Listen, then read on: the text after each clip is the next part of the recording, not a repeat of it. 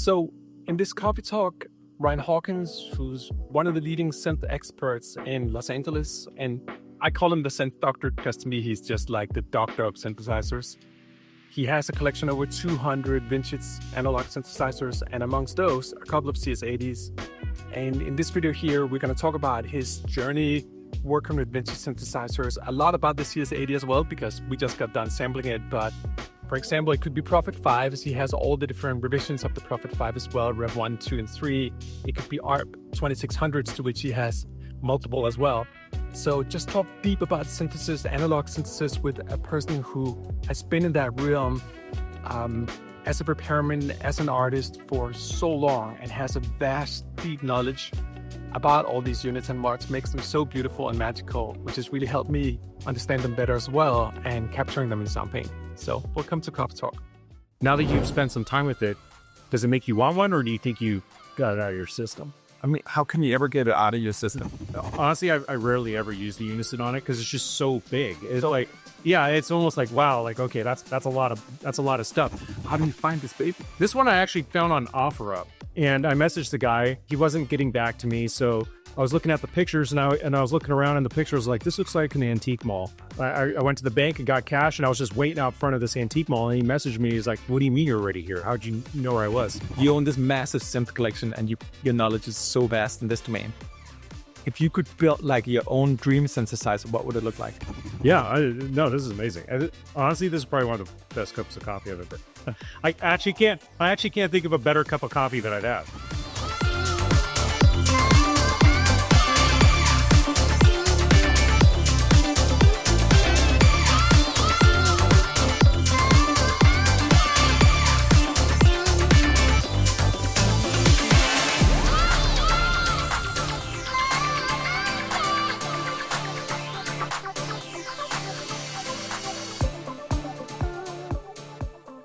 So my question was, now that you've spent some time with it, does it make you want one, or do you think you got it out of your system? I mean, how can you ever get it out of your system? Yeah. Like, as we talked about, like, for me, I was like, I thought I had it down.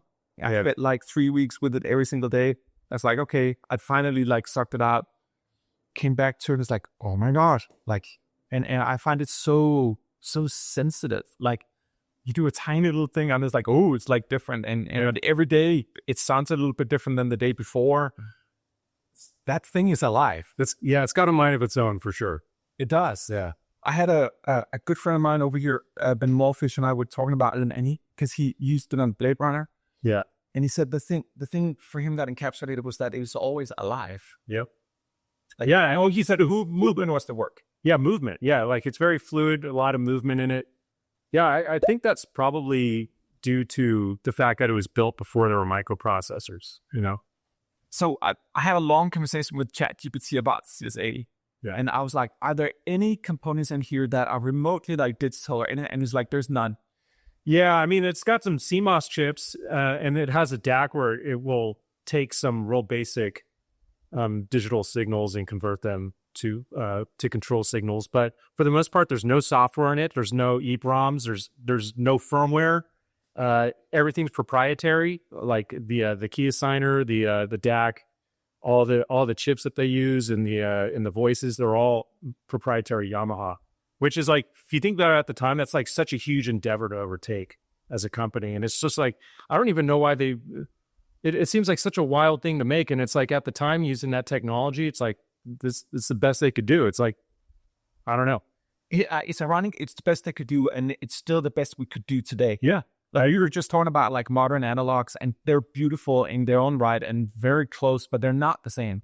No. Like I don't hear like the movement in it, and granted, it's instability as well. I mean, it's a fine line between when it operates in sweetest form and when it's kind of like it needs a little help, you know? Yeah. Yeah, I mean, if you think about like, so this came out in probably about 76. They only made a few hundred of them. They only made them for, a couple of years, 3 or 4 years through 1980. And right after this came out, you had like the Prophet 5 and the OBX. And these synthesizers that basically took what this giant ball of wires does and baked it down into something else controlled with a microprocessor. And for some reason, I feel like it was a great achievement because now you have patch memory. This has 4 patch memory, which is done archaically, just like it just repeats the panel 4 times, 4 times, and that's your patch memory. Okay, so I wanted to ask you about that. I actually liked opening up because I feel it's a different way. So yeah, it makes sounds different than you go on the main board, which is like what a gift, like that you would just. But I wonder, like, for all these things, there needs to be a discrete wire going. Yeah. Oh yeah. So is that why it's so full of wires? Like, because every preset needs its own. Yeah, definitely. Like if you look underneath the panel, it's basically the same connections that you find on the front panel, just duplicated in this little tiny box. So it's basically just having, 4. No, well, it's actually dual layers. So it's like having 3 full panels. What could possibly go wrong? Yeah, what could possibly go wrong? But the other wild thing about the CS80 and why it looks so gnarly inside is because it's before they started using ribbon connectors and motherboards, because like the CS-70M, which the voices themselves, they use some of the same IG chips, similar architecture in a lot of ways.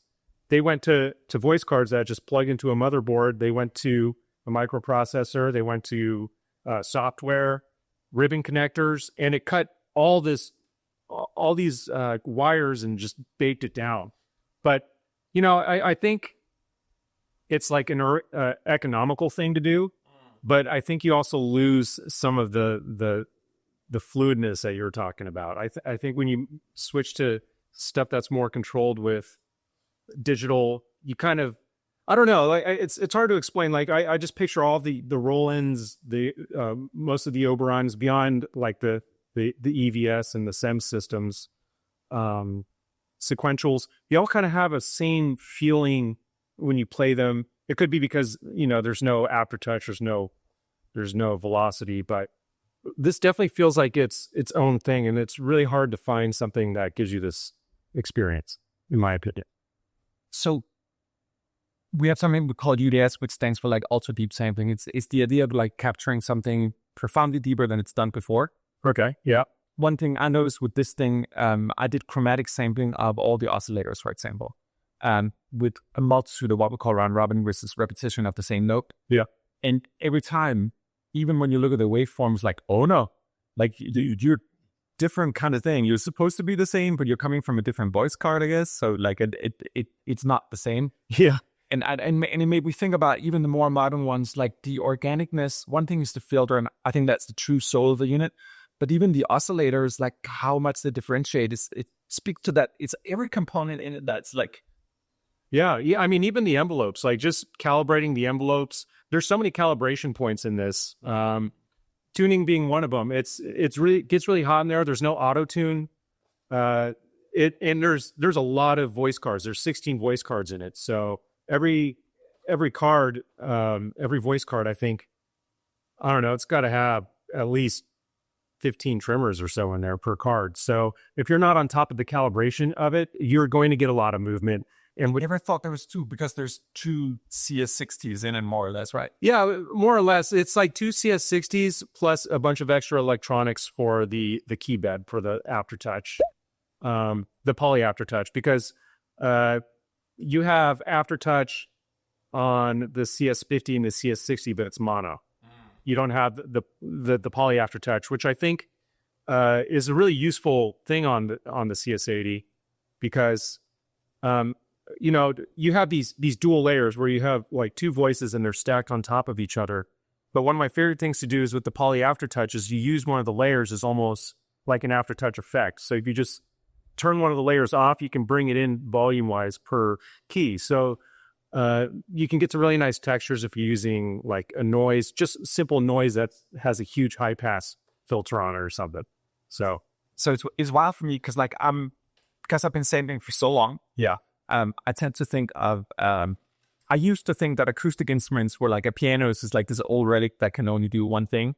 And then over time, recording more pianos, I'm like, oh, like the piano is actually more advanced than the technology. There's infinite velocities, and hold on to a sustain pedal and you get a better effect than any digital effect I'd ever heard. And I'm starting to think like of these things. Well, that's actually more futuristic than the technology. It's just more complex and beautiful.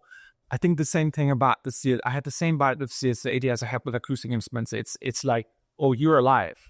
Yeah, and this is gonna sound weird. I actually had a hard time sampling in the beginning because I was like, I felt the unit was better than me. Like I don't feel like I could do it justice. It's a tough one to sample because just like, any of the Jupiter 8, you put up your patch and then you run the MIDI notes through it and there's your sample. But with this, it's like trying to capture the essence of all the control, the expression that you have over it is really what makes the CS-80 the CS-80. And when you're sampling it, I could definitely see that being a challenge. I mean, I tried sampling it and I ran into that problem, But I have just based on what I've heard so far, I think you did it justice. So, a lot of it has to do with like the cool thing is like I can have 8 CS-80s in Soundpaint, and each of them have their own voice distribution, which is amazing. And like I made a patch the other day where because this one was retrofitted with the Unison mod. Yeah, from the factory. I mean, from Yamaha's custom shop. Yeah. Oh, okay. So it's wild to take 8 of those in Soundpaint. So you have 8 Unison CS-80s playing together. Like that stuff is cool. The level of control, but a lot of it has to do, I think, with how we program it. Like, so program it in the same spirit of movement. So it's not just like, okay, here you're triggering the samples. Like, no, like you should feel like an analog. So we have polyphonic aftertouch as well. So playing a lot with that and just, because there's always 2 synths playing side by side, I feel in the spirit of programming, it's a lot to do with that as well. And then when I looked at all the software emulations, a lot of them are using like a lot of effects out of like big reverbs and all that stuff. Yep. And I'm going to do that as well, but it's really beautiful in its core state without too much like saturation. Oh yeah, I agree. And if you throw reverb at it, it sounds great. Yeah. Especially on the patches, because the patches to me are somewhat lacking. But it kind of makes sense. Like if you think about when this thing came out, there's so much electronic music that hasn't shown up yet, before all the new wave and all the 80s electronic stuff. It's like when Yamaha's designing this, they're going, what kind of patches do people want out of an analog synthesizer? And it's like, that's what they came up with. And most of them are like very thin sounds. Like they're thin and they're not very robust. Wait, no, I mean, that, like the harpsichord presets from you is like, what a waste of buttons. Like, I could have like 2 presets that were like, and they sound similar. They're just so thin. Right. But they're there. I don't know how many people. They're there. I mean, maybe they're good for like layering on top of another preset because you can layer them, and then if you use one of the intervals, I don't know. But anyway, yeah, they would also forgive me for interrupting. I know I'm just a train of thought. I think one thing that's super cute about the presets is that in a way they speak to the time of music as well. There's like 4 funk buttons and there's no other thing. Those strings get 4 as well. But on that, it's like, okay, yeah, this must have been a time where the funk button was. The funk button was important, I guess. Yeah. No, I know. That's what I'm saying. It's like there's so many ways to use this instrument. And at the time when it came out, none of that music was created yet. So it's the designers are trying to figure out like, what's the market? What kind of presets do they want? Here's another form of music, like a bean grinder. Awesome. Yeah, the other thing too is unlike a lot of synths, I feel like the CS-80 has a very strong character. It's hard to get away from it sounding like a CS-80. You know what I mean? And the pocket, the variants of those tones feel sometimes restrictive versus a lot of other synths. But as you were mentioning, like with a piano, that's almost like its strength, because then you start getting really into the nuance of what you're doing with it, considering it's such an expressive instrument. Oh my God, man. I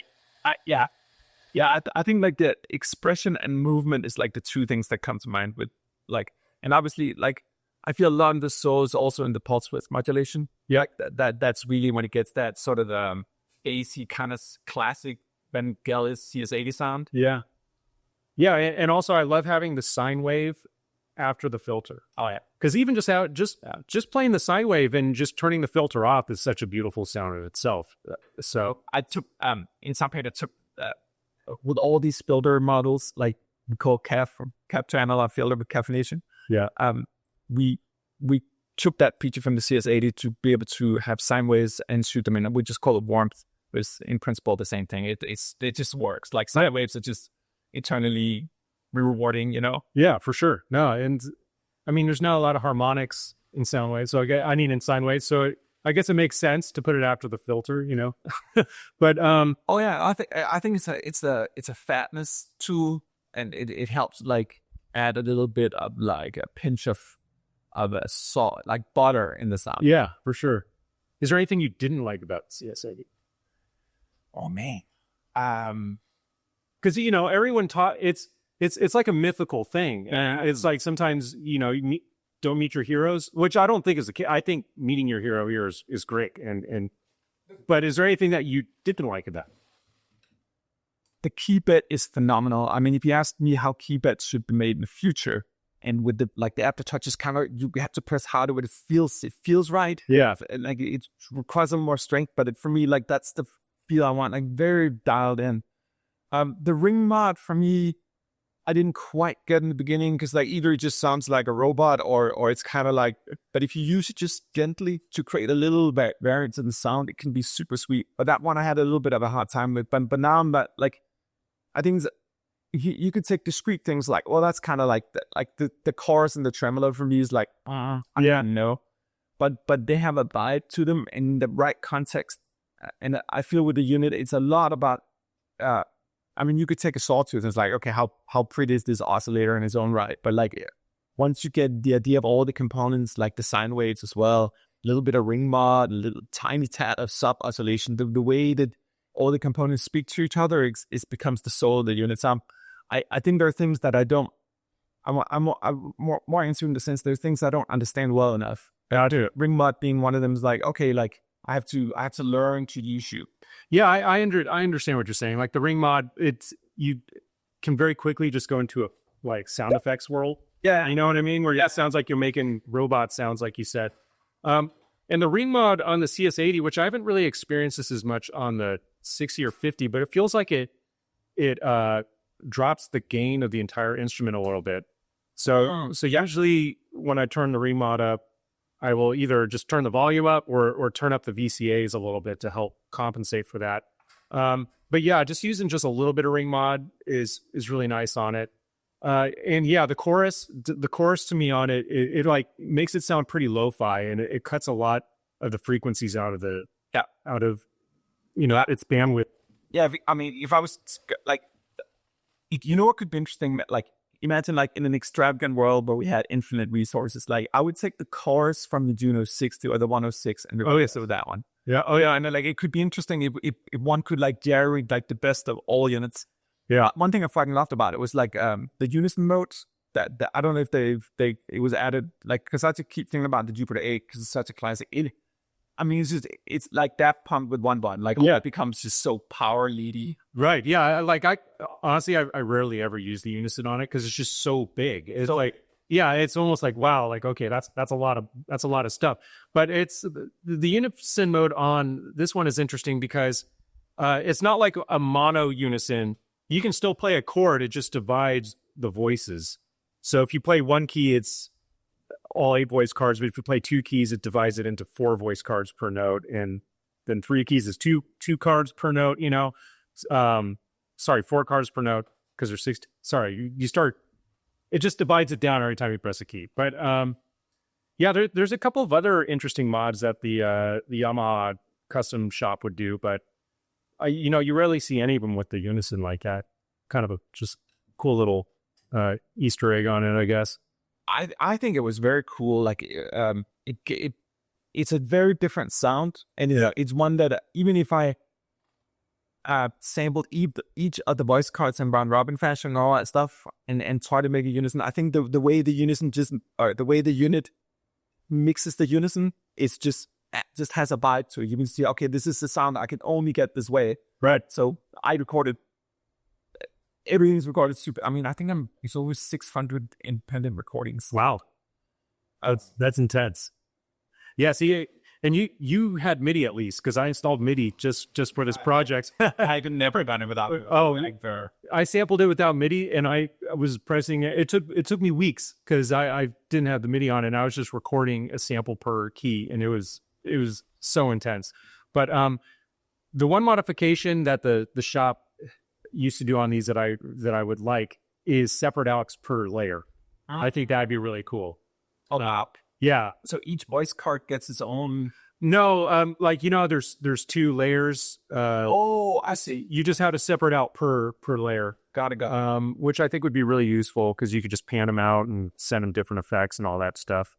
I think that's one of the things about the unit as well. It's such a tactile unit and with such an intense love and focus on the aftertouch and a lot of knobs associated to the keypad as well, and pebbles and all that stuff. Like they've always used to talk about like it's not a synth. It's like it is an instrument. Yeah. And this thing, it's almost like all the bells and whistles brought. Like, let's just do the most extravagant thing. And I would argue like also playing with it, for me, it feels like, oh, this would be a synth that would come like later down the lane. Yeah. Like it doesn't feel from the past. I feel it's from the future. Yeah. It feels like it's like the last front, like the final iteration of a polysynth. But but it's the first. And it almost kind of makes sense. It's because it was so like resource heavy, because it was trying to create a way of it was trying to create this technology that you can only accomplish with brute force in wiring and coming up with all their own proprietary chips without having the microprocessors involved with it. Like that was the only way to get it done, and it seems like that's why it feels like that in my mind. Kind of round robbing. It's back to what we were talking about earlier, but. Yeah, and even the you mentioned about Robin, like for me, like sampling wise, like every time you played it, go to new voice card, and each of the voice cards definitely had their own unique identity and have aged in each their way. Yep. It's an electroacoustic instrument in the true sense of the word. Yeah, I mean, part of that could just be because I've done very little to this one besides the MIDI kit. I repaired or I rebuilt the power supply. It had a couple of bad IG chips when I picked it up. But besides that, I haven't recapped it, any of the voice cards. I switched the CMOS out, but considering the voice cards are pretty much untouched, I kind of wanted to leave it like that. And that's probably where you're having a lot of the variants. I thought that because I recorded different 808s. And just like such a primitive example of the same thing, but they sounded different because they just potents have degraded in different ways. Yeah. One had a nasty clack to it, and it's like, cool, like that's your soul.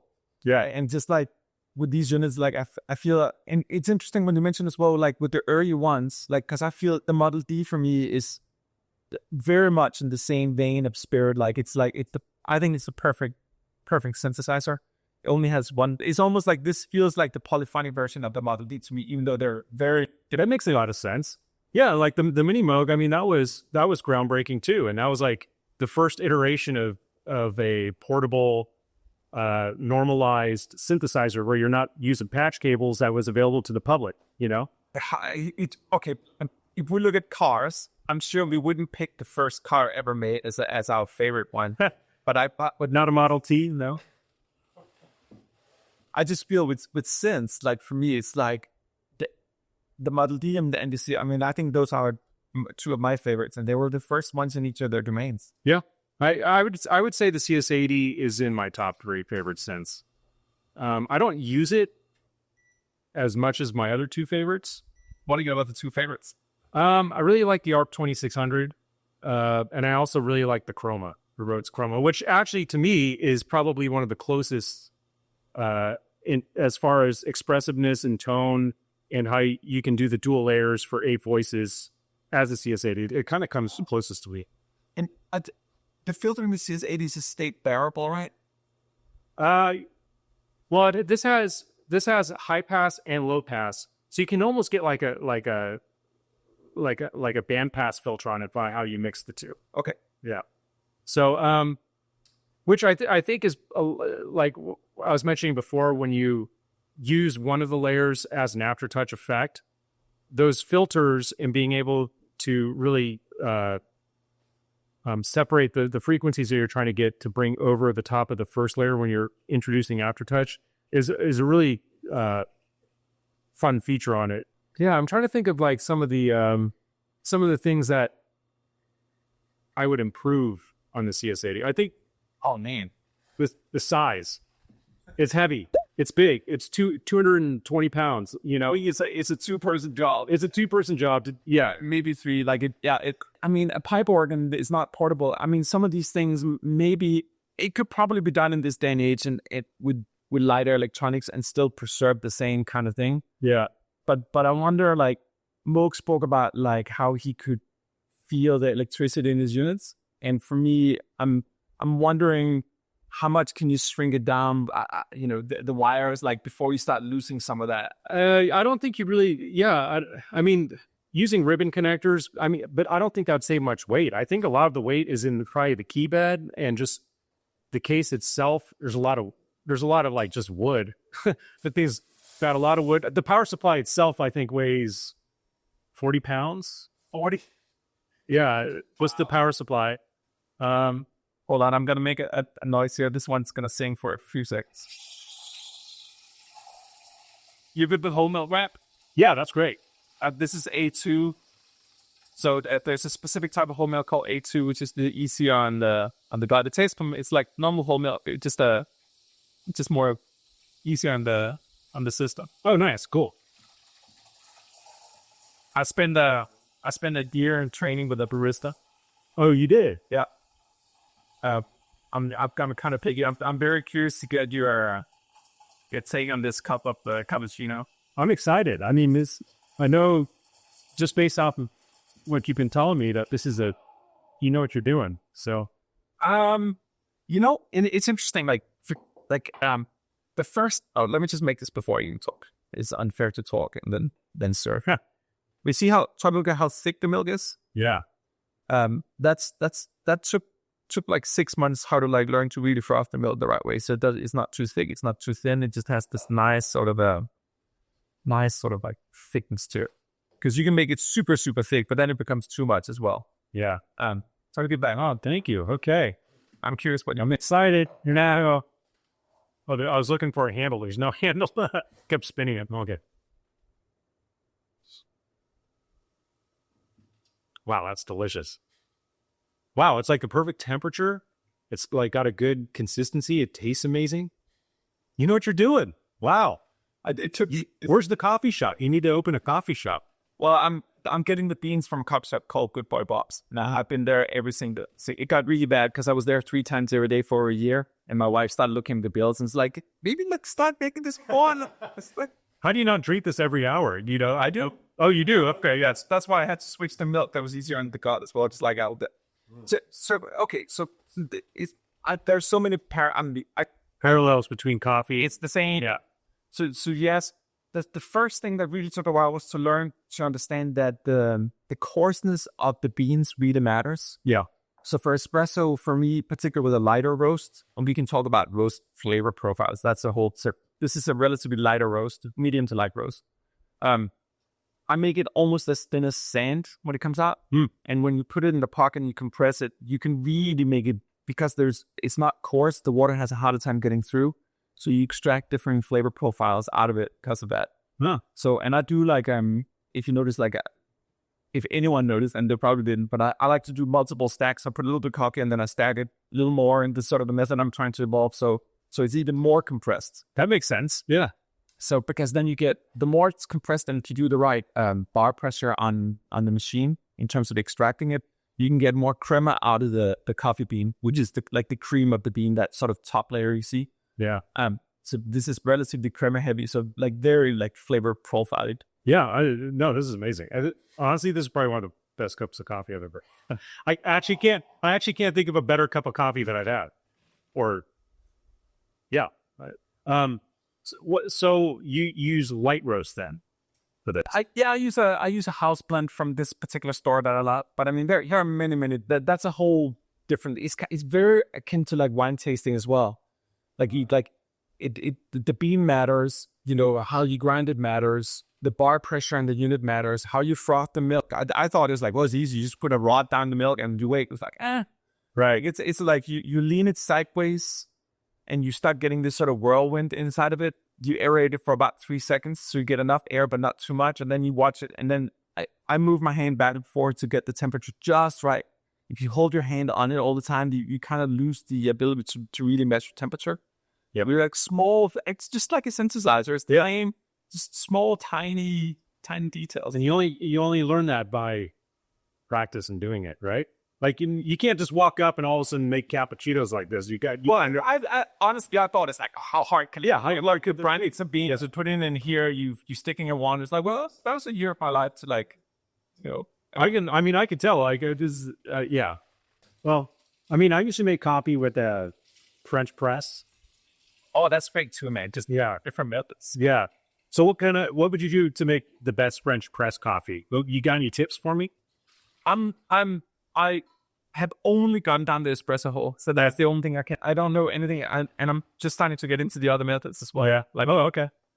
Like one thing that's super, you have this bar pressure in the espresso. Yeah, and depending on the bar pressure, you can take the exact same amount of beans, grind the same way and all that. But if you extract at 7 or 9, or you add like 2 more brands of coffee in it, like it's different. So for me, because this one is all manual, like it all has dials and all that. It's completely like operating CS80. I feel like every little thing, like and I was like so yeah, like I think they feed each other. That's what I'm trying to say. Like I'm learning about synthesis through that and vice versa. I like that.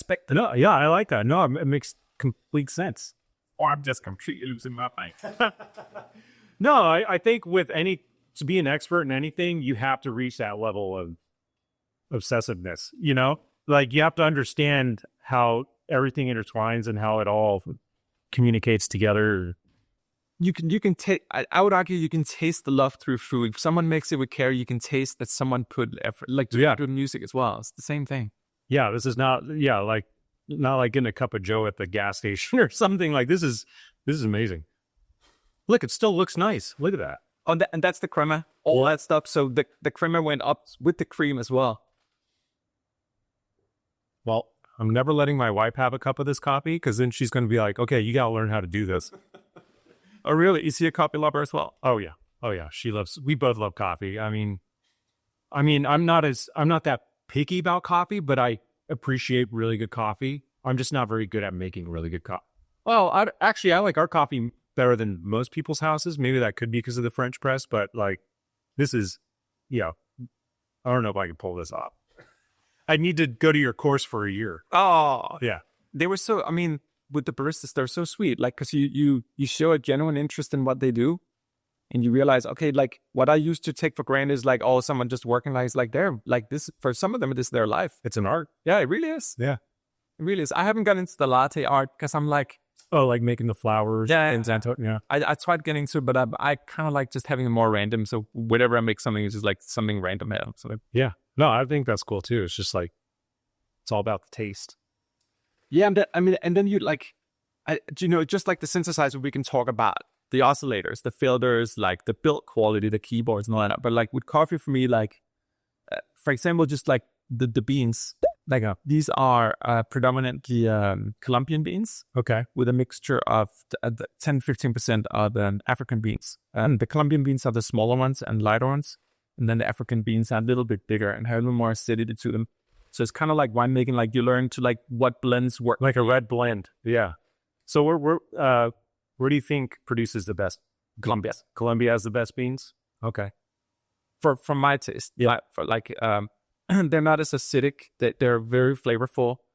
I like it on the lighter side, but that may change over time. I think for anyone who goes down the rabbit hole, you begin light. I started with like hot chocolate, mocha, latte, cappuccinos, cortados. So you start and you start tolerating more condensed kind of versions of it. Yeah, or it's always sugared or flavored out in the beginning, or like diluted.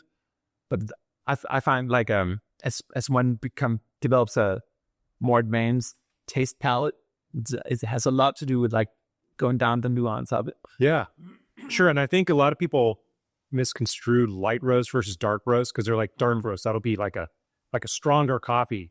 But the light roast to me always has like more flavor in it, and the dark roast always kind of has more of a like more of it, like that burnt taste to it. Yeah. You know what I mean? Yep. And so I that's once you start just, I mean, we pretty much just strictly drink light roast because of that, because I like all the flavors that you get in it. So Very much the same. yeah. And I've gotten one warning is like, just don't get into like making your own beans and start like all that. Just don't go there. Don't do that. No. Yeah. There's I mean, we have a couple of good coffee shops around us where they'll roast their own beans, and they have the big machines in there, and they'll sell you the beans. Remember Diedrich's Coffee? No? Oh, okay. They were a coffee chain down here probably about 20 years ago, and then they were bought out by Starbucks. And Diedrich, can't remember his first name, but he sold off that company, and then he just opened 2 locations for this coffee shop called Keen, and that was just like his pet project after selling off. And he still makes the beans in there, and we go buying beans from there sometimes. It's really good. I love it, man. Yeah. I'm starting to see so many more like specialty places for coffee as well, and people just really treating it like another art form. Mm-hmm. Yeah. Like it's really deep. But I always find with food or consumption items, like just because they're temporary, they don't necessarily get the same status as things that are more common. But like if you have at the right time, a really good coffee or meal or glass of wine, it is just as profound and permanent in my memory as a piece of music or something. Yeah. So how far are you going to take this coffee? Are you going to like open a shop, or what are your plans for the coffee? We have a little shop up north, but it's only open when I'm there. And we're thinking about like, it's just for friends and stuff, and they don't pay. That's the closest. It's a shop that you don't pay for. Wow. Just like friends, like whatever. Yeah, just like people just ping me, and then they come by, and I make them coffee. That's how I felt about synth repair for so long. I would just go around fixing everyone's synths because they were my friends, and then it's like it kind of evolves from there. But I know what you're saying. This is something you just want to share with the people around you. And yeah, but I would love. I could be a barista in my next life. I really like. Well, it's interesting because like you see, this is one thing for me. Like, if I was ever to be dating anyone again, like I would like the way they speak to a barista tells me everything about personality. Yeah. And the fact that people are rude when they're going in and someone is making them a cup of coffee, for me, it just doesn't jive very well. I'm like it's like, that's a really, and if they're happy, they actually make a better cup of coffee. So if you treat them nice, you get a better result as well, So you conduct all your interviews at the coffee shop, and it's like a built-in test. Yeah. Wait, where up north is the shop? It's up in Napa and wine country. Oh, okay. Yeah. Very cool. Is it a pretty big place? Like, yeah, we just do it in our kitchen. Like people just swing by. We'll just ping. I let people know when I'm up there, and then it's called Crossroads. Oh, Crossroads. The house is on a crossroad. So yeah, but I think I actually thought about like if I ever semi-retire or whatever, that I would want to do it because there's so many tourists up there that maybe it was just open for 4 hours a day just to get random people in. Yeah, give them a totally strange experience, and then like they move on in their life. Yeah, why not? It reminds me of conversational. Yeah, it really is. It reminds me of, I was in Nashville this one time, and I went to this chocolate shop, and there's just a guy in there making chocolate, and he was retired, but he was like, yeah, I just want to make chocolate and share it with the world. And it kind of feels like that, where it's just something he loves to do. Now it's a chocolate for me. I find as I get older that the problem is that like I'm more and more eager to go deep down the rabbit holes. Coffee being one, and chocolate, I'm sure it's as deep as coffee. Oh, yeah. I mean, it makes sense. I mean, and you kind of run into that with people that care about analog synthesizers and really the nuance of it. They're going to be going down that rabbit hole of something else too. Like for me, I do that with cars, like cars, keyboards. And so I've actually met a lot of people that are into synthesizers that also like cars and the mechanical aspect of it. But yeah, like for instance, and it's with coffee, it seems like it's one of those interests that, is very parallel to other interests, Oh yeah. Yeah, I think for me, I always tell our team this, and it doesn't matter if it's a newsletter or a piece of graphic or code or programming or sampling, whatever. It's all about love. Yeah. For me, like the care. And I feel with the CSA, I can feel the love in the unit. Like some people really, really, really cared and went like the extra mile, and then another one, and then another one to make this creation. And I this is maybe why I'm intimidated sampling as well. Like I feel that act of love I have to somewhat give it back to the unit. Yeah. I know what you're saying. Like, not worthy. Yeah, and now I'm treating more and more as a conversation. Like, hello, CS80. Like, we've never met before. Yeah. I know that you are like, I don't know, Stradivarius. On your own, maybe I don't know. We haven't realized it. In the synth world, it's kind of like the Strat of the synth world, I would say. Yeah. Like what other instrument, especially of this time, is as expressive, or it's almost like a classical instrument, in a lot of ways. It is. So I mean, I think the Model D is the closest thing for me, like in mono world. yeah, Like it's tactile in a different way, but like very organic sounding. Yeah. Yeah. I agree. I can totally see how you came to that conclusion. Yeah, I mean, even at the time, they're really, besides maybe like the set Oberheim SEM models, like the 4-voice or the 8-voice, I can't really think of any other like truly polyphonic, like voice per key instruments that weren't, paraphonic or using like one filter, like a stringer or something, So, and let's just put a ribbon on it as well.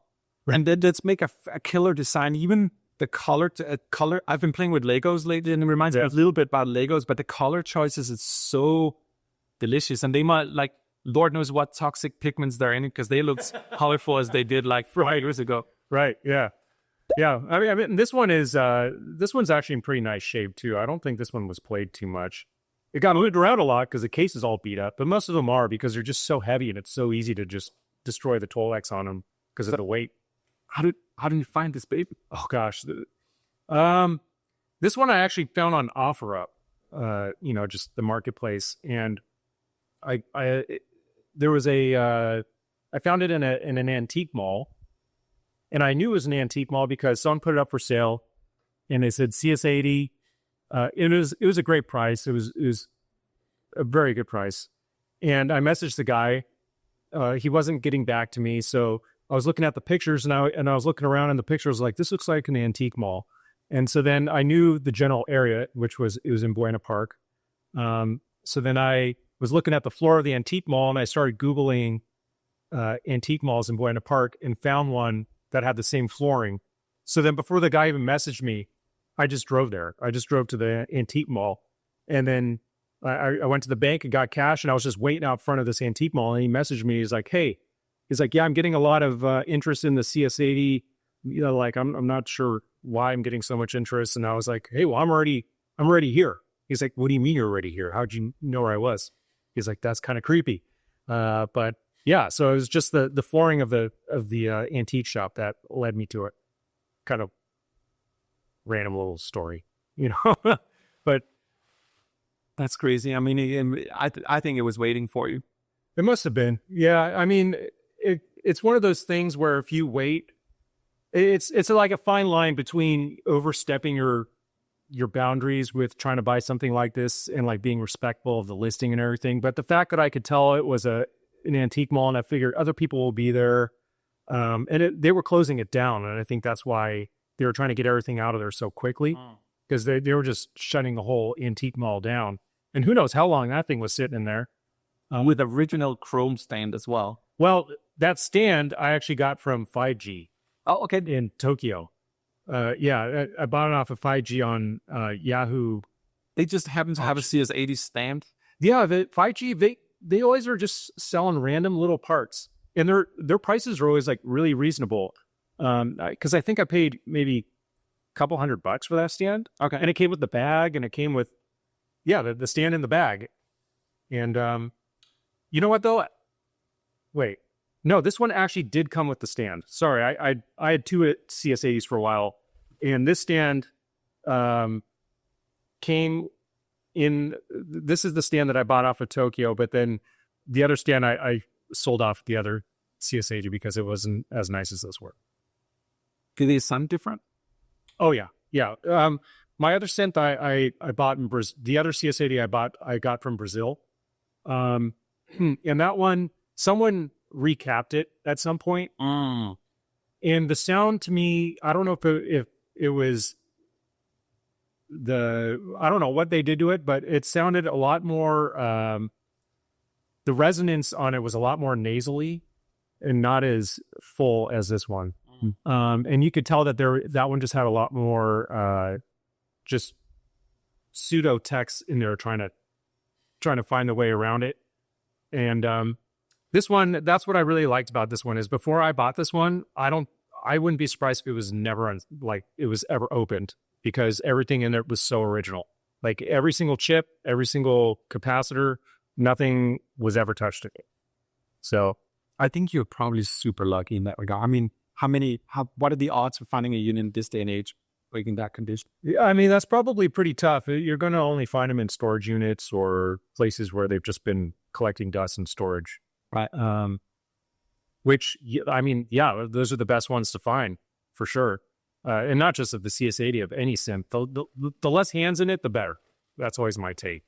But since then, I've started restoring it more and more, because it's just, after a while, it just needs it. You know, like all the CMOS chips in it start going bad. This one had a few bad IG chips, which unfortunately I had to gut my CS-50 to fix it. So my CS-50 doesn't work anymore. Oh, so yeah. So you can't eBay those components? You can, but I mean, a lot of the chips are a few $100s each. Wow. And when you're troubleshooting, when you have a CS-50 sitting there and you have a CS-80 sitting there and you're trying to get the CS-80 to work, instead of going off and collecting or buying all the chips to fix the 80, I just took them out of the 50, and I'll fix the 50 later. You know, I'll just take the filter chips and PCOs out of that and put it in this. Got it. So the 50 is living with one kidney right now? Yeah, right now it's a 3-voice, which unfortunately you can't. Like, if you could just turn off that voice to where if you press 3 keys, it would just repeat the 3 voices, I wouldn't care. But the problem is, when it has a dead voice, you just have like 1, 2, 3 dead voice, 1, 2, 3 dead voice. You know, like you can't get around that. So, but there are companies that are starting to mess around with making new voice cards, or just drop in replacement voice cards. Which is about time, because the IG chips in them are the only place you can get them is from other CSs. So let me ask you something. Like, you own this massive synth collection, and your knowledge is so vast in this domain. If you could build like your own dream synthesizer, what would it look like? That's a great question, and I've thought about this. I think, I'm sure you have. Honestly, I would pick a lot of the functionality of something like the Chroma, because the Chroma was almost like a modular polysynth. And I've kind of had this idea of, and I think this would be pretty easy to do these days, where you just, instead of thinking of a synth as far as like components from left to right, just having banks of different stages of a synth. Like, let's say you just had a bank of 16 Jupiter filters, and then you had a bank of 16 Oberheim filters. You had a bank of 16 VCOs from the CS-80, and you just had these different banks of components, and then the computer of the synth lets you connect them whichever way you'd like.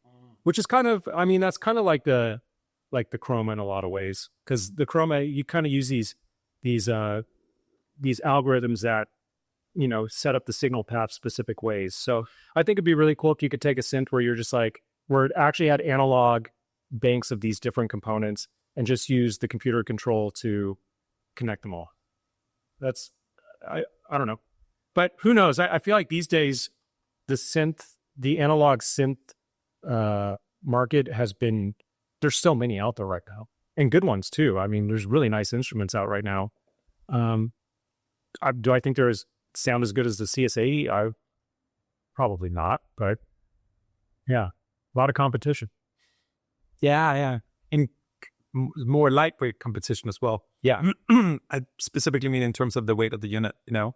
You just can't move that thing around that easily. No. And that's why when people, like, I've had people come up to me, they're like, oh, if you ever find a CS-80, or, you know, let me know, because I'd be interested in buying it. And I usually I recommend people just get a CS-60. Because that you can actually bring to me, and I can look at it instead of me having to go to the CS-80, because it's so much easier to not move it, especially when it's all packed into a studio. And just moving them around, it starts messing with the tuning sometimes, depending on what environment they're in. So yeah, the CS60 is much more portable. And you get two of them inside of the 80. Like one thing I love about it is like there's like this idea of having two synthesizers in the same unit, and cross pollinate between them all the time. Like I think you mentioned like the first time was like that's a lot of the spirit of that unit is in like mixing the two. Yeah. Oh, totally. Yeah, and I'll keep saying it because I love it. But just using one of the layers, like if you just picture a CS60 and then the aftertouch introducing another CS60 on top of it, I really like doing that most of the time. And also just like the small things like the aftertouch introducing different speeds for the LFO, things like that, you know? Mm-hmm. Or, I mean, this also has velocity. So you could do the same thing with velocity per note. So you can introduce one of the layers just with velocity. So you just have it completely silent until you hit a note and it comes in over the top of the other layer. Fun things like that. I mean, there's just a lot of nuance in the performance controls of it that I think it's hard to replicate, and I more so than just the sound. To me, it's more than just the sound on an instrument like this. So yeah, I agree. Now, I mean, from the ribbon to the polyphonic aftertouch to the pedals, even the convenience of the layout, like you can so play it and touch things, like everything is within reach. No sub menus, like it goes back to Dave's thing as well in terms of having everything accessible right on the main board. I think you don't need a manual. No, you don't. You don't need a manual. You can walk up to it and just look at it long enough and you'll figure it out. I mean, yeah. And that's, to me, like, especially when you have a ton of instruments, that's one of the most valuable things to me with an instrument is you can walk up to it. You don't really need a manual to like menu guide or figure out what's going on. You could just look at it long enough and eventually get it to do what you want. Yeah. I things like the Jupiter 8, like that's another good example where you don't really need a manual to work a Jupiter 8. It's just, that's the instrument, you know? So. Yeah, the Juno as well. I mean, I think it's interesting. It's like, I find like when you build software, one of the biggest challenges is like, well, you can do anything, so therefore you shall. And the truth is in the opposite. Is like, no, what do we really need to shape a sound here? What are the essentials without killing the computer as well? Like, I mean, most people don't make it that much past like cutoff and resonance, you know, even professionals, because like they don't necessarily have the time to do it. So why do we, in software in particular, sometimes go so deep down those rabbit holes and create things that only a fraction of people use? And that I feel with these units, like it's really like, what are the essentials of synthesis? Look at the Model D, Jupiter 8, look at this guy here, and the recipe is right there. I'm a big proponent of this philosophy. I think we can still create new features. I remember in the Pro 3 from Sequential, they had this new sort of harmonic exciter. Super cool. Okay, fine. Like, let's add something new. Just give me a single slider for that. But the force feedback in the sliders and the fact that they run a little bit longer on this unit here, because I have bigger hands, but like it's so. Does it feel great? Feel great. I mean, I can microdial. Like I was doing sweeps yesterday, like very, very slowly, and it's like no problem at all. The resistance is so good. Yeah. I love reminds me a little bit about like a BMW, like the way that the steering wheel, like that tight sort of feel. It's very. I mean, you got to hand it to Yamaha and instrument manufacturers. Like they do not cut corners on anything when it comes to the quality of their instruments. And yeah, like just things like the controls and how they feel are a great example of that. Like the way the paddles work. So elegant. Like let's get the paddles back. Right. They're so awesome. They feel great. Yeah. And it's things like that. Like when you think about like replicating a CS80, that I think those details are going to be where you kind of fall off the map of being able to do it. You know what I mean? It's like when you say that, you get a good grasp of the quality of the instrument, and it's high quality. It's very high quality. And like the longevity and good builds as well. Like, how old is this thing? Yeah, this one I think is from 78. So 45 years old or something. I mean, it's pretty impressive. It's pretty impressive. Yeah, and it's holding up pretty good. I mean, like if you're into cars, like how many cars will last in this condition for 45 years? Like, depends on the brand, right? Yeah, and that's a good example. It's like these Yamahas. But you know, it's funny because a lot of 70s synths are actually, in my mind, and this is why I like working on them, are easier to keep going. And it seems like the more time that went on with synthesizers, the harder it is to keep them running. And I think probably because it went at the height of these in the 70s, they were not cheap. Nothing was cheap in the synth world. If you look up the price of any synthesizers out in the 70s, it was you know, prices of cars. More. Yeah, they've always said like the Prophet 5 was like about the price of a little car back then. Yeah, so like it had to be good quality stuff. And I think that still shines, and I think that's why there's so many people who are still interested in a lot of these, because something that's quality will always be quality, you know? And I think that's, like these days, I think we've run into a lot of issues where the consumption of a lot of these cheaper instruments that are made, it kind of, I don't know, it kind of, you kind of lose that spirit for me. It's almost like you feel like you could just, you know, drop them on the ground and break it and then like, yeah, I agree. that's it. I agree. We could have gone to Starbucks as well, and gotten a mundane cup of coffee, you know. Yeah. But I think like that's for me. That's back to that sort of love thing. It's like, well, like this is not discardable, and everything you do in it matters. So by appreciating all the small nuances and combining all of them, and the care at all the different steps we've discussed, like the totality of all those small decisions that are seemingly not that important, it just creates something better. I use the analogy for like food. Like if you cook with good ingredients, the likelihood of you having a greater meal, like as in a good piece of music, is higher. Yeah. Just statistically, yeah. And now you're right. Like there is something, and I think maybe we're guilty of it as well in terms of software, because software is like, oh, I can open as many plugins and compressors. I was speaking to our neighbors, this wonderful mixing engineer, and he said he'll see vocal chains with like 17, 20 different effects and easily 3 compressors, just because they think it's going to get louder. Yeah. For each of those steps, you get diluted a little bit. Like, so he will just strip it all, and there it is, a perfect performance of a raw human vocal. Yeah. You should always start with the best version of whatever it is you're trying to record, right? Get it as good as you can sound before you record it. And I mean, this thing here, it sounds wonderful with effects on it, but it really is so beautiful in its root state as well. I made like a couple patches like for the Toto Africa, like really trying to dial in that soft pad. Yeah, it's not anything else going on. Just so sweet. Like the unit sings in its own right. It's totally agree. Yeah, it's I think all these things that we're talking about, I think that's a lot has to do with why it's, you know, one of my top 3 favorites. It's just like nothing else. Yeah. I mean, I spent over a month now in meditation with it, and that's my conclusion too. Yeah. I try to record the units to the degree of like, I'm never going to come back and turn it on again. Like I think that meant for the Juno, I feel that way, and we have some updates for the Jupiter 8. I'm starting to feel that way about as well. This thing, I feel it right now, but I'm pretty sure I'm going to come back like, oh man, like despite like everything is done to such, I mean, the fidelity of how we record is at least 100 times deeper than it's ever been done. Yeah. And I'm still like, did you send it any signals for the LFO?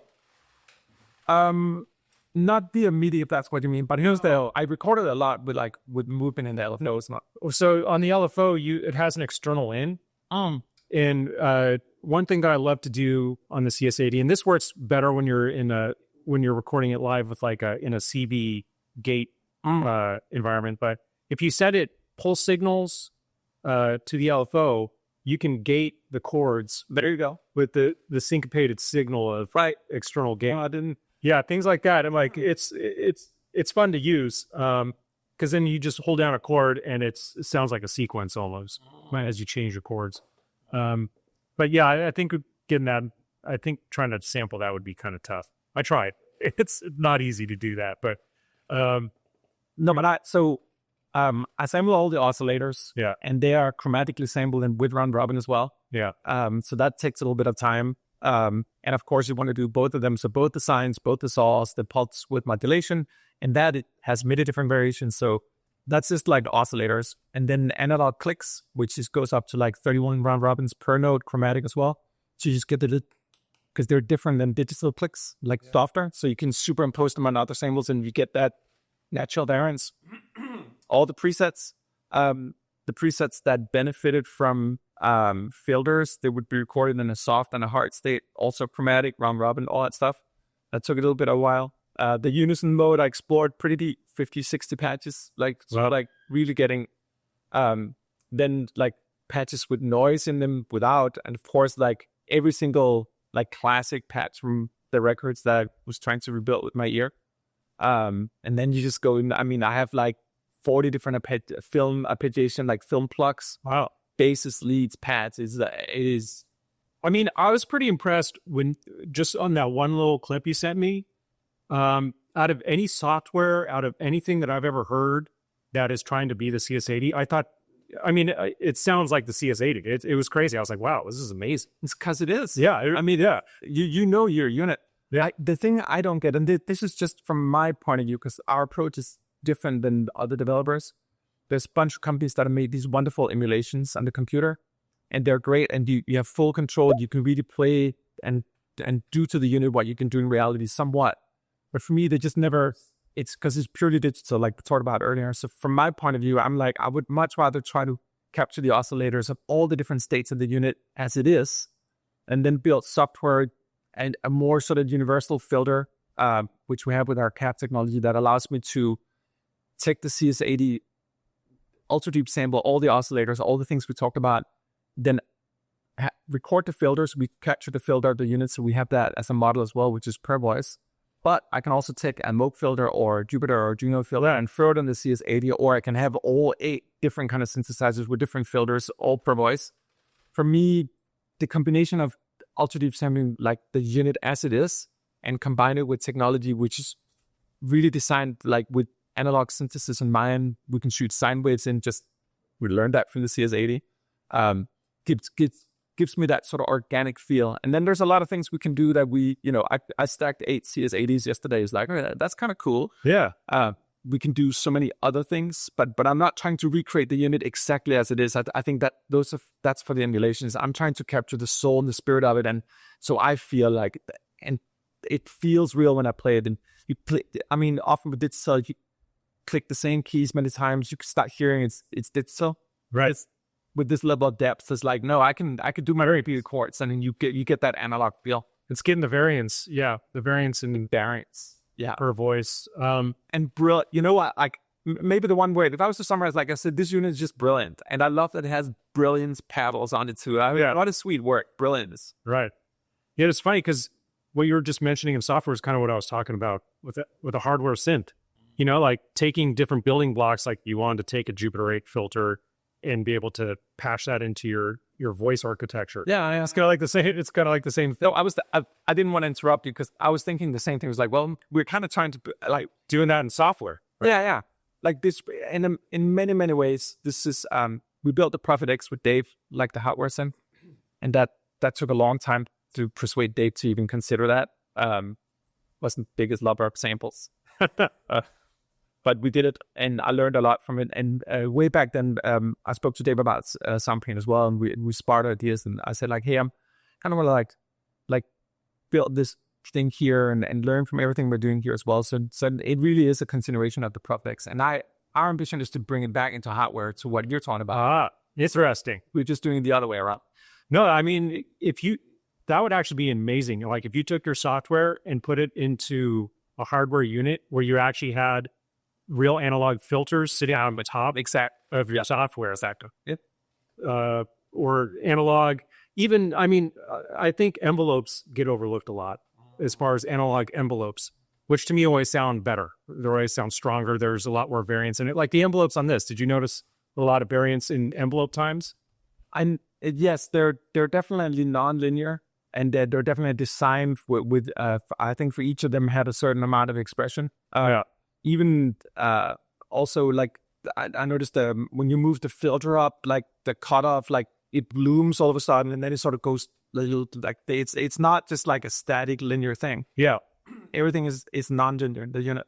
Yeah, and calibrating the envelopes on it is a real pain. It takes forever. And how do you do that? Like, you got to use an oscilloscope, and it's kind of counterintuitive the way that you calibrate the envelopes, because if let's say you need to elongate the attack time on an envelope, because there's the source manual tells you like so many milliseconds for attack way open or close, but it's counterintuitive because if you need to elongate the envelope, you think you turn it one way, but it's actually you have to shorten it first. It's really convoluted and kind of let me back up. Well, once you get a grasp on it, it's not that bad. It's just extremely time consuming because you have to take every voice card out, you have to set up every envelope, and then you have to do the same process for that one envelope a couple times to make sure the times are correct, and then you get to do that 32 more times. God, so you're like a piano tuner pretty much. You just reminded like of that story, like yeah, it can. I don't mind doing it, but it's pretty grueling. It takes a long time. Yeah, but you just need an oscilloscope and a trimmer tool. And those envelopes to me, just the envelopes in themselves, you can change the sound so much with the CS80. Like if they're all just a little bit off, or just the attack times are just a little bit different, you get a lot more of that organic feel. Or if you want, you can make them tighter. On this instrument, the attack times are factory, the attack times are usually, they're kind of short on the CS80. Like there's not you press down a note and it reaches full decay or full attack pretty quickly. So on my other CS80, I elongated the envelopes because I like long evolving pads, which it starts messing with your presets, right? Because, well, actually, no. Yeah, it does mess with your presets.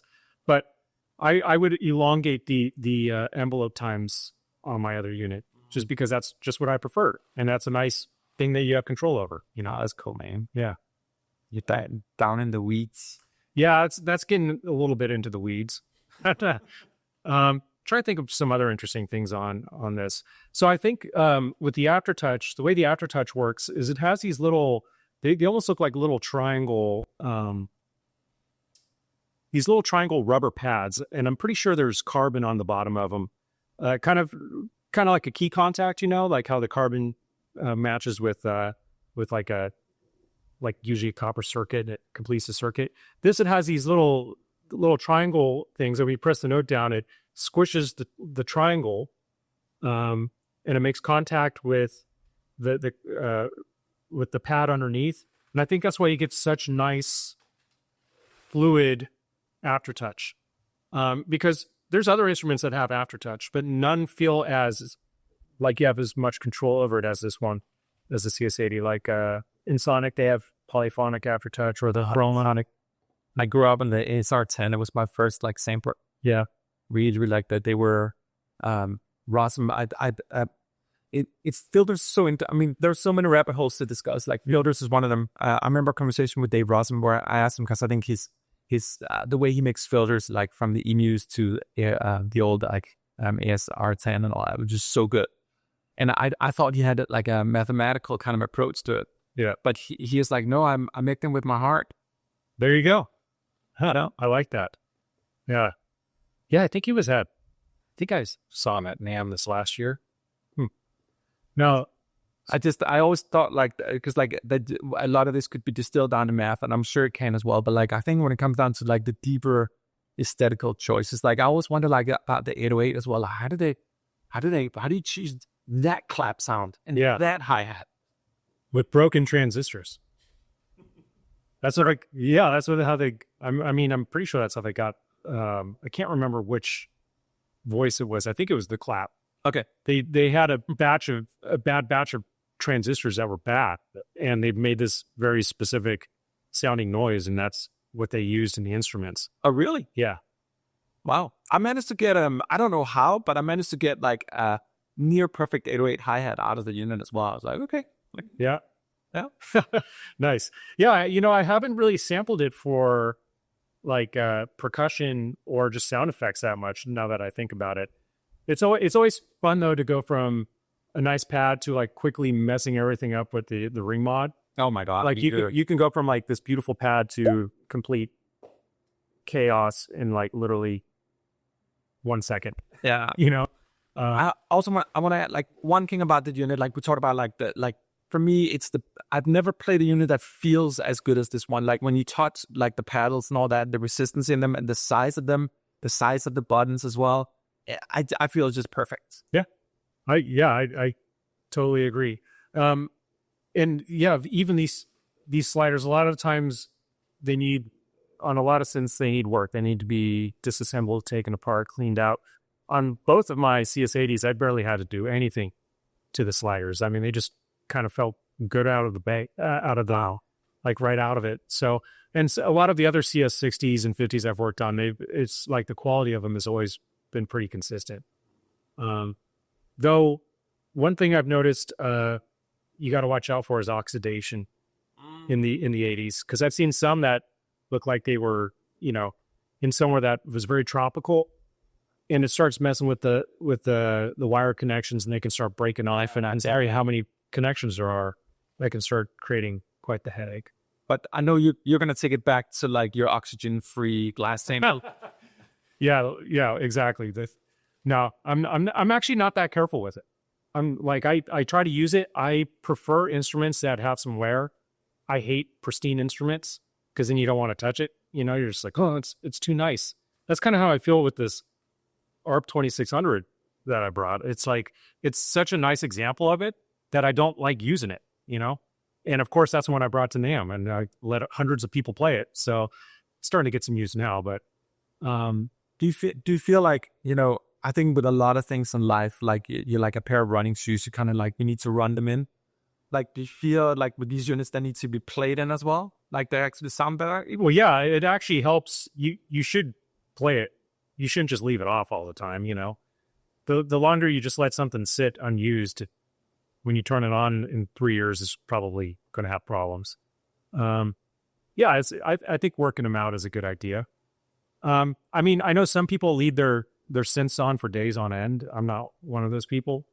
I don't know if this is just me, but I am so paranoid about fires and old electronics to me. And I've seen some really sketchy stuff going on in old synths where I'm like, man, I would not want to have this plugged in and left on. So you never really know what you're getting, you know, like when you go buy a synth and you haven't opened it up, who knows what Mickey Mouse stuff was going on in there. So I'm like very cautious about leaving things on if I'm unattended. That's just me personally, but Yeah. there's some people like, I think the Yamaha showroom that has their CS, like, I don't know if it's true or not, but I've heard multiple people tell me they just leave that thing on like 24/7. And I'm like, that's crazy. I carefully turn it off every night. I resampled some oscillators this morning. That's why Yeah. Nice. Yeah. And like you mentioned, one of the voices dropped out, right? And now it's back. I'll have to go figure it out. It's alive. Yeah. I mean, It's a little Frankenstein you got over there. yeah. You know, when I dropped it off, it's always, especially with this, because I always compare it to like the Ferrari of synths. It's like so complicated. There's so much going on that you can only do so much planning for like, okay, you know, like I knew you were going to run it through its paces. I knew you were going to just sample it a ton. It's not like you're just using it on a track. Like you're trying to get into the depths of what this instrument sounds like, trying to capture what it sounds like, which just requires a lot of time, and it requires a lot of the instrument, you know, like you're really running it through its paces. So I was kind of like, I hope it makes it. I hope it does okay. Yeah. And it seems like it did okay. It's been fine. It's been purring all the way. Nice. I'm glad to hear. Because I was ready to back up here and have to tweak it if a voice goes out of tune or something. No, man, and the fires and all that, like what I had to do was that great. I felt so bad, like you literally just dropped the unit off. I know. And I'm like, hey man, I gotta go. I'm sorry.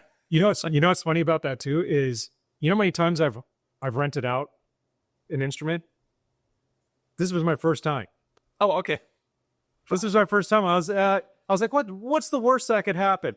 And so of course I rent out, like I let you have the CS80, which is, you know, it's a CS80. And like, what's the worst that can happen? It's like a few weeks or whatever. And it's like 2 days later, you're like, oh, I'm getting evacuated. You got to come get this thing.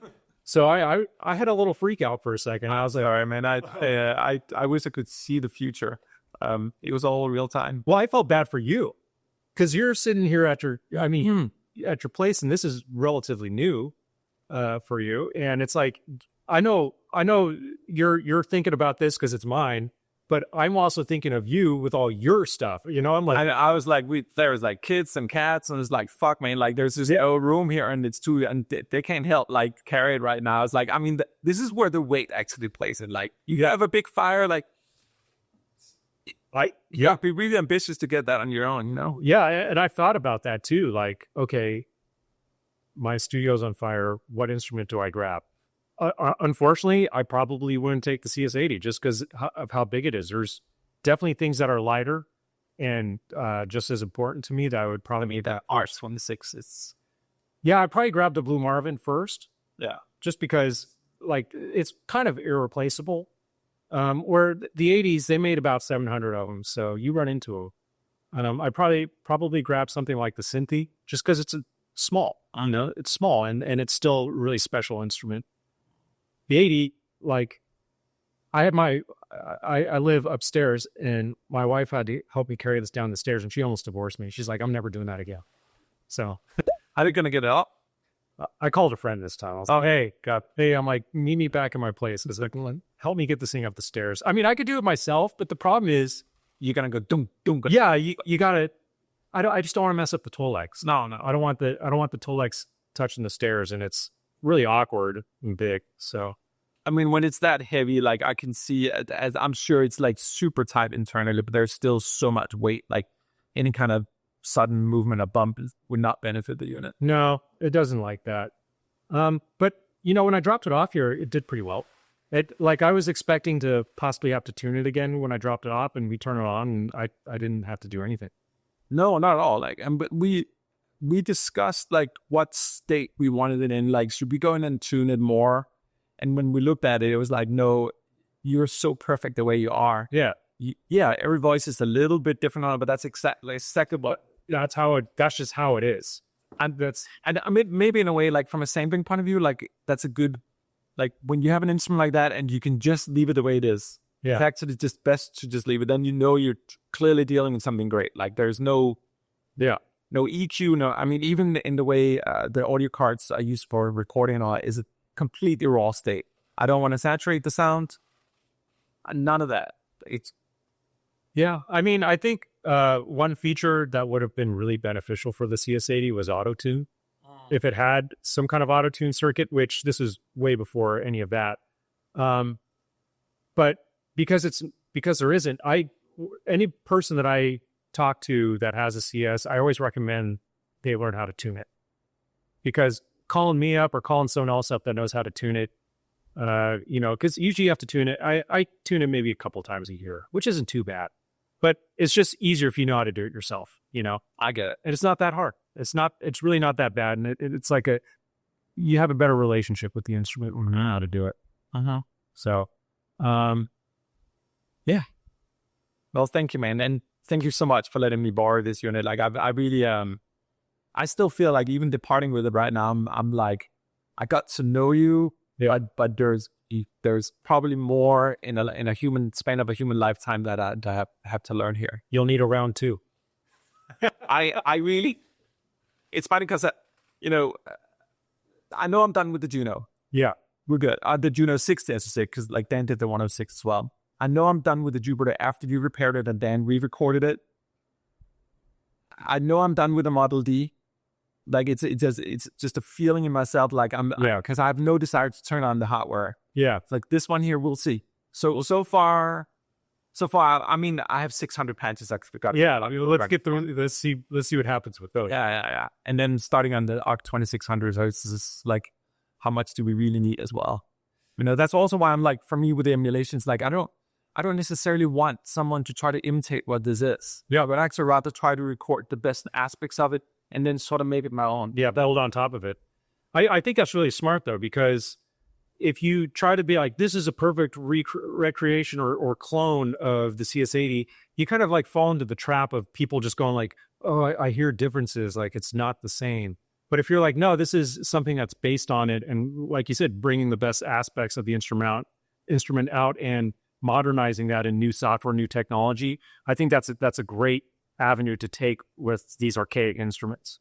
Archaic instruments, yeah. I mean, no, you're right. No, you're right. I mean, it's so weird because it is like, I mean, people were probably tossing these out 25 years ago because like, what am I going to use this old relic for? Yeah. Yeah. And now we I mean, it's a little bit like, I'm sure coffee has gotten better over time as well. We learn to appreciate nuances like, holy shit, why do all the albums from the 70s and 80s, what is it about them? It's like, oh, that's one of them. One of the aspects of it, you know? But here's a funny thing, and this is kind of a tangent, but like you think about how much work and resources went into making the CS80. A lot of it is based on kind of organ technology. Like if you look at any of the electones from the same time period, and you open up an electone, it looks just like a CS in there. It has cars, it has mounds of wires, but the difference is you can find an electone sitting out on the street corner. Yeah, you know what I mean? Yeah. But it's still the Yamaha build quality. So it's just funny how like this was the thing that, you know, like stood the test of time, while these electones, which are beautiful instruments in their own right, they're kind of just given away still. So it's kind of like that. It's like, I think that's a super important observation as well, because like I love the Juno, the Jupiter, the CS-80, the ARC-26, all of them. But there are a lot of beautiful instruments out there that maybe weren't featured on the best record in the world or whatever, and for that reason they didn't get the notoriety. They like the Chroma, for example. I think like underappreciated, like how great it really is. Like that, I think it's the ultimate sleeper of the big polys. That's a great, yeah, the Chroma. But it also like the, you know, I saw this harpsichord that was there's a monk that spent 40 years on building this beautiful harpsichord with 2 keyboards. It's in a museum. And everyone goes up to it because it's one of the most beautiful keyboard instruments you ever seen, and it sounds god awful. Like he was fascinated by the physical realm and forgot like the sound devices. You go and then you see him later down the line. There's another single keyboard harpsichord, seemingly boring, and it sounds amazing. And it was made a little over 100 years before the other one. Oh wow! It was just forgotten because it didn't look fancy. Yeah. But it sounds so much better. And I do wonder sometimes with synths, like, of course, this one is like, oh my God, this is 80. But what about the other ones out there, you know? Like drum machines, like drum machine MFB 522 is just as good as an 808 in my opinion. It's actually a modern version. Oh yeah. I mean, this is a complete different tangent, but there's tons of gear that is really just cheap right now. It's still old, and I still like, for instance, like something like the Kawai K1, you know, that little like that little box digital synth. Like I love that thing, and they're like $100. No one really cares about them, but I use it all the time, and I think it sounds amazing. And I think a lot of people just need to find their own sense of inspiration and not worry about so much like this thing's gonna this has to be good, and this has to make me sound great because it's a $50,000 or $60,000 instrument. That's not always the case. But there's this weird like musicians FOMO thing going on. You know, like it's like, well, Evangelis played that thing, or like, so I can't use any others. Like, I mean, with the Junos, like one thing, we model the filters of all these units, and we realized like, well, the Juno 6, the 106 and 60, pretty much same filter. Like it doesn't really. Like there's a lot of similarities. They're pretty much they all have the same chip, right? Yeah, but there's not. Same with the 3P has it. The Juno, Jupiter, they all share that same chip. So you think about that is like, okay, it's to your point. Like there are other amazing synths, like we did the Polybox was like the Russian version of like the Model D, different character. Still relatively cheap as well, even though they're slowly creeping up. But I was like, that's a cool vibe right there. Yeah. You know, like how many of those are out there? Yeah, I mean, not a lot, and their keyboards are not that great. So the software version of it's probably a lot better. But yeah. But anyway, I mean, this has been great. I'm glad it worked out. I'm glad that made it through the rigorous sampling and the fires. It's all the fires.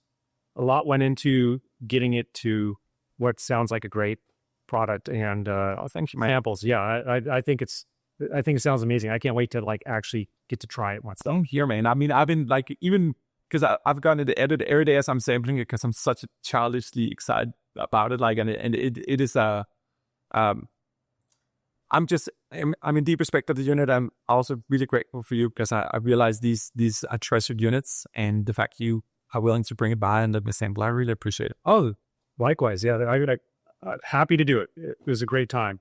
Great experience. Thanks, man. Thank you.